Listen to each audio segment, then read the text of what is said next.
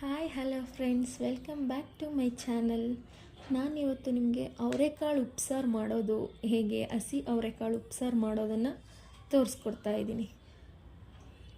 ಮೊದಲನೇದಾಗಿ ಹಸಿರು ಮೆಣಸಿನ್ಕಾಯಿ, ಟೊಮೊಟೊ ಮತ್ತು ಅವರೆಕಾಳು ಇದಿಷ್ಟನ್ನು ತೊಳೆದು ಕುದೀತಾ ಇರೋವಂಥ ನೀರಿಗೆ ಹಾಕಿ ಚೆನ್ನಾಗಿ ಕುದಿಸ್ಕೋಬೇಕು. ಎಲ್ಲಿವರೆಗೂ ಅಂದರೆ ಅವರೆಕಾಳು ಸಾಫ್ಟ್ ಆಗಬೇಕು, ಅಲ್ಲಿ ತನಕ ಬೇಯಿಸ್ಕೋಬೇಕು. ನಂತರ ಬೆಳ್ಳುಳ್ಳಿ, 1 ಟೇಬಲ್ ಸ್ಪೂನ್ ಜೀರಿಗೆ, 1/4 ಟೇಬಲ್ ಸ್ಪೂನ್ ಮೆಣಸು, ಬೇಯಿಸ್ಕೊಂಡು ಇಟ್ಕೊಂಡಂತಹ ಟೊಮ್ಯಾಟೊ ಮತ್ತು ಹಸಿರು ಮೆಣಸಿನ್ಕಾಯಿ, ಅದ್ರ ಜೊತೆಗೆ ಸ್ವಲ್ಪ ಕಾಯಿ ತುರಿ ಹಾಕಿದ ನಂತರ ಸ್ವಲ್ಪ ಕೊತ್ತಂಬರಿ ಸೊಪ್ಪು, ಇದ್ರ ಜೊತೆಗೆ ಬೇಯಿಸಿಟ್ಕೊಂಡಿರೋಂತಹ ಕಾಳು.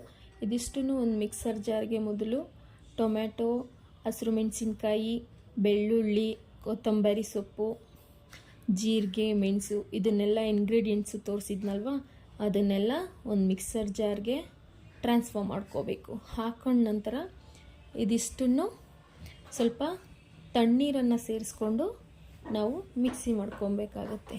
ಯಾಕೆ ತಣ್ಣೀರು ಅಂದರೆ ಕಾಳು ತುಂಬ ಸುಡ್ತಾ ಇರುತ್ತಲ್ವ, ಹಾಗಾಗಿ ಸ್ವಲ್ಪ ತಣ್ಣೀರನ್ನು ಹಾಕ್ಕೊಂಡು ನುಣ್ಣಗೆ ರುಬ್ಕೋಬೇಕು. ಈ ರೀತಿಯಾಗಿ ರುಬ್ಕೊಂಡ ನಂತರ ಒಂದು ಪಾತ್ರೆ ಇಟ್ಕೊಂಡು ಅದಕ್ಕೆ ರುಬ್ಬಿರೋ ಅಂತಹ ಉಪ್ಸಾರು ಖಾರನ ಎಷ್ಟು ನೀರು ಬೇಕೋ ಅಷ್ಟು ನೀರನ್ನು ಆ್ಯಡ್ ಮಾಡಿಕೊಂಡು ಹಾಕ್ಕೋಬೇಕು ಪಾತ್ರೆಗೆ.